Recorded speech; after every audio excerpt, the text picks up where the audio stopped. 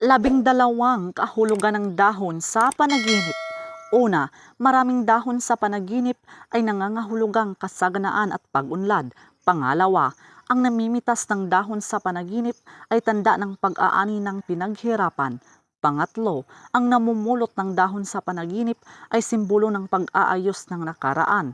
Pang-apat, ang nalantang dahon sa panaginip ay nangangahulugang kalungkutan o pagtatapos. Panglima, ang pinunit na dahon sa panaginip ay tanda ng galit o pagputol ng koneksyon. Pang-anim, ang kinagat na dahon sa panaginip ay nagpapahiwatig ng pagtanggap sa pagbabago. Pang-pito, ang itinapong dahon sa panaginip ay simbolo ng pagbitaw sa lumang bagay. Pangwalo, ang kinain na dahon sa panaginip ay nangangahulugang kalusugan at paghilom. Pangsyam, ang malaking dahon sa panaginip ay tanda ng proteksyon at tagumpay. Pangsampo, ang maliit na dahon sa panaginip ay nagpapahiwatig ng munting oportunidad. Panglabing-isa, ang mabangong dahon sa panaginip ay simbolo ng kabutihan at positibong enerhiya.